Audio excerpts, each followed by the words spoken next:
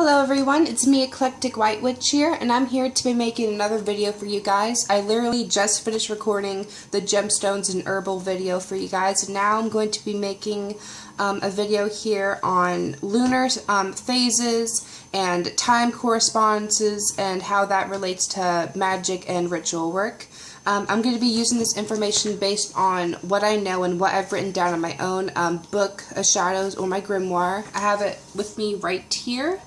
And I'm going to be basically reading and elaborating what I have in here. So let's just get started. Lunar phases and magical workings.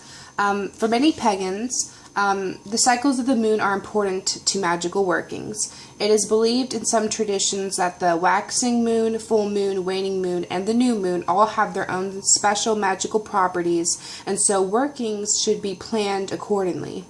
Now, of course, there's more than just those phases, but those are the general of those: the waxing moon, full moon, waning, and new moon. Of course, there is the first quarter, waxing crescent, new moon, waning crescent, third quarter, waning gibbous, full moon, and waxing gibbous, and all that. But just keep in mind. Now we're going to get started. The waxing moon. The waxing moon is the period during which the moon grows from dark to full. It takes approximately 14 days for this to happen, and many magical traditions, people use this time of this lunar phase to perform positive magic. In other words, magic that draws things to you or increases things, like a money spell, new employment, new home, new relationships, any magical thing related to increasing maternal items, and that's during the waxing moon. So the waxing moon's good for magic that draws things to you or increases things. The full moon. The full moon is the point in which we can see the entire side of the moon. For magical purposes, most pagans consider the full moon to include the day before and the day after the full moon, for a total of 3 days. And I go by this too. I believe that you're able, I don't care what anyone else says, I say that you're able to utilize the full moon's energy the day before on the calendar, the day of, and the day after.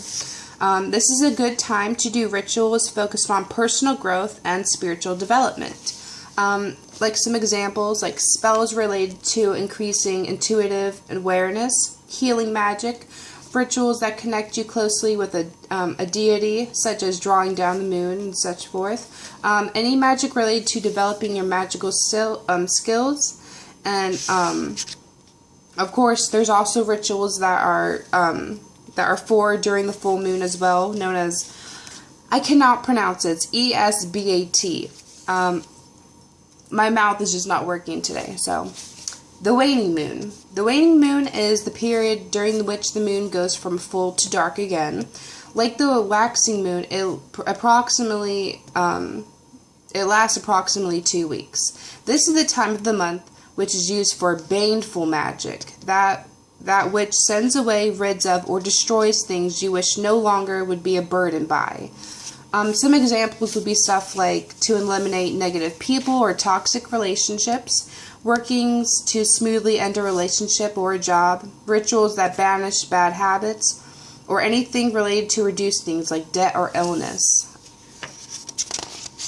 Another lunar phase is the new moon. Now this can get kind of confusing, but this is just the truth.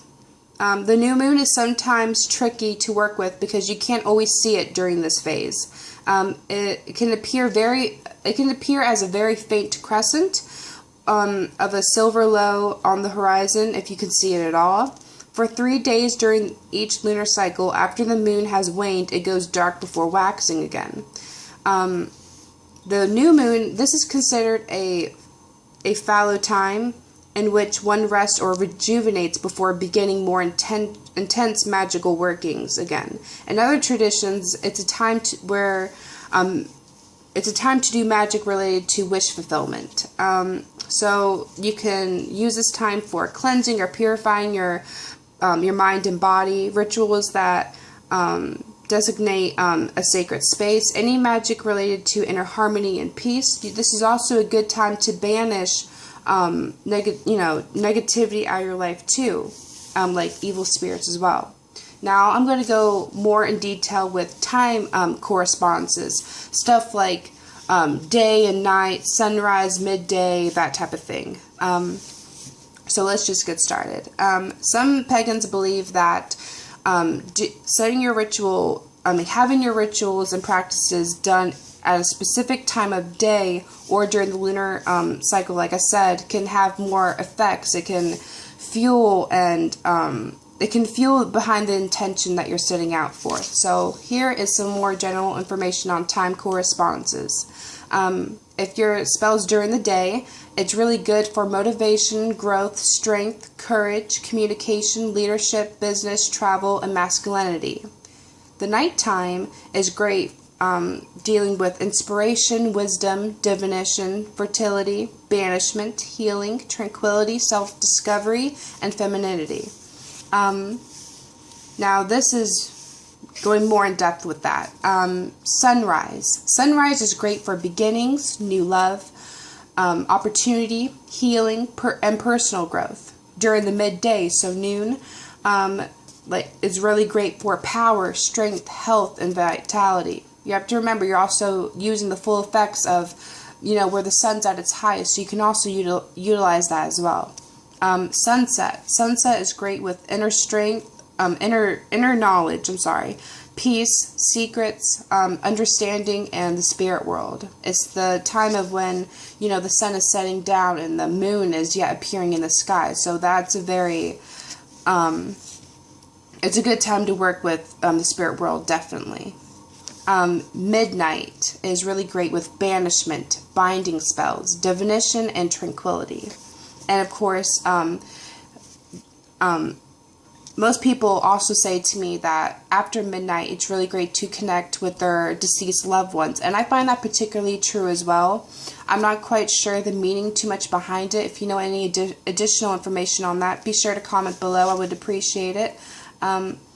I tend to notice that spiritual activity is at its highest between midnight and 4 a.m. for myself. That's what I've personally noticed and what I've seen with others as well. I just want to put that out there. I'm also just going to go over the directions of wind. It's not really too much of a big thing, but I just thought I would go over it since I was asked a question on this with someone else. So the north wind is as you know, north on the circle is the symbol of earth. So death, abandonment, practicality, material things. East wind, air. Beginnings, travel, communication, inspiration, and change. South wind, as you know, fire, courage, strength, personal growth, and initiative. And west is, of course, water, which is fertility, love, healing, tranquility, and cleansing.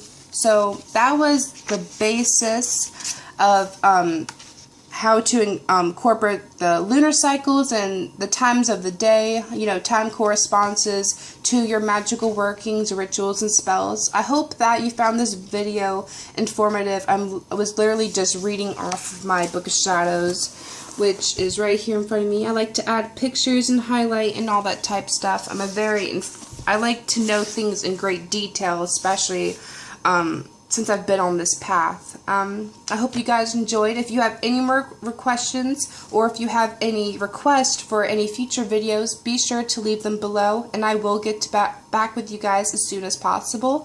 Thank you for watching. Blessed be and love and light you all. Feel free to subscribe, okay?